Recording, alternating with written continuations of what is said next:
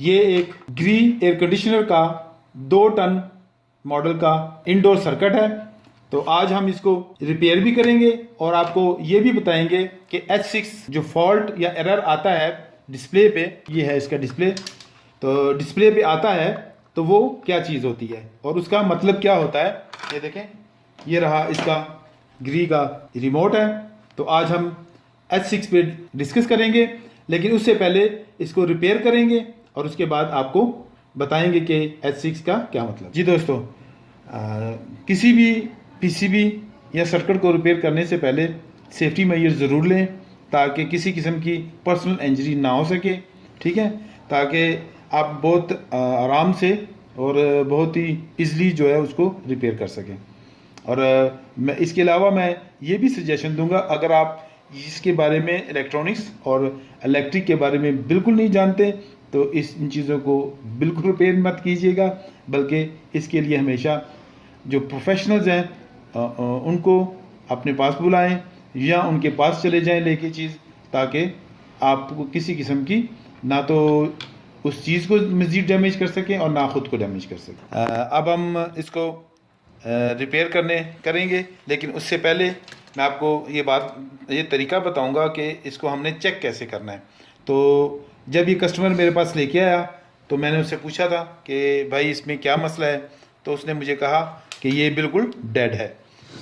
तो उसके लिए ज़रूरी ये है कि सबसे पहले सर्किट में आप जो इसका टेस्ट है वो फिज़िकल टेस्ट है कि कहीं से कोई कंपोनेंट, कोई लीक, कोई टूटा हुआ, कोई फटा हुआ, कोई जला हुआ नज़र तो नहीं आ रहा।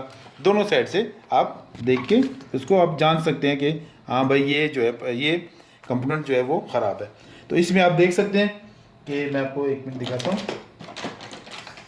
ये देखें, इसमें आप देख सकते हैं, ये देखें कि इसका जो फ्यूज़ है, फ्यूज़ जो इसका ब्लो हो चुका है, आपको शायद नज़र आ रहा होगा, ठीक है। सबसे पहले इसका हम फ्यूज़ चेंज करेंगे।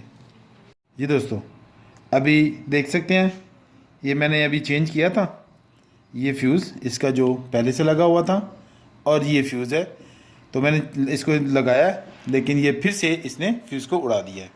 तो इस वजह से मैं अभी इसका मज़ीद जो इसके कंपोनेंट्स हैं उसका टेस्ट करूँगा और उसको देखूँगा कि कौन से मज़ीद कंपोनेंट्स ख़राब है इसमें, ताकि हम उसको चेंज करके और इसको रिपेयर कर सकें। जी दोस्तों, अब हमने इसको टेस्ट किया था और इसमें ये सारे कंपोनेंट्स ये सारे फॉल्टी हैं, तो ये सारे जल गए हुए हैं क्योंकि इसमें हाई वोल्टेज आए थे, तो इस वजह से ये तकरीबन सारे ख़राब हो गए हैं। तो अब हमने इनको इसको चेंज कर दिया है और इसको चेंज करने के बाद अब हम इसको आपको टेस्ट करके दिखाएंगे। जी दोस्तों, अब हम इसको ऑन करेंगे, इसको इलेक्ट्रिक देंगे। ये हमने इसको इलेक्ट्रिक दी, ये देखें ये ऑन हो गया, लेकिन अभी चूँकि किसी भी ऑफ पोजीशन पे है, तो अब हम इसको ऑन करेंगे। ये देखें ये ऑन हो गया। एक मिनट पे फॉल्ट आ जाए तो मैं आपको उसके बारे में डिस्क्राइब करता हूँ। जी दोस्तों, अब जो है इसको ऑन कर दिया था, तो ये तकरीबन 1 मिनट के बाद देखें H6 इस पे फॉल्ट आ गया है।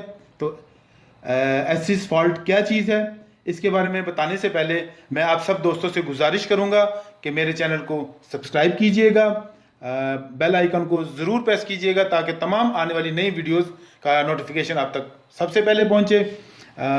वीडियो पसंद आने की सूरत में लाइक और शेयर ज़रूर कीजिएगा। आपका कोई ख़र्चा नहीं होगा, लेकिन हमारी हौसला अफजाई हो जाएगी। तो चलिए अब चलते हैं H6 क्या चीज़ है।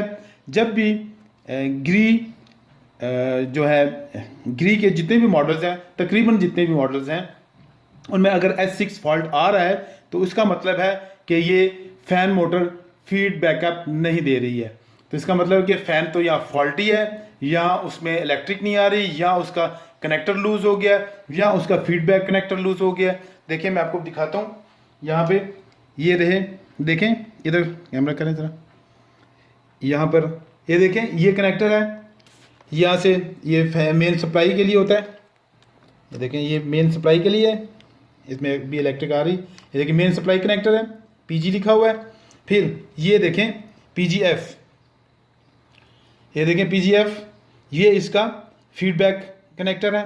तो यहाँ से ये फीडबैक आता है। जब मोटर चलती है तो उससे जो वोल्टेज पैदा होते हैं, जनरेट होते हैं, तो वो फीडबैक इस कनेक्टर से इसके पीसीबी तक, इसके माइक्रो कंट्रोलर तक आते हैं, जिससे वो डिटेक्ट करता है कि ये मोटर या फैन मोटर चल रही है।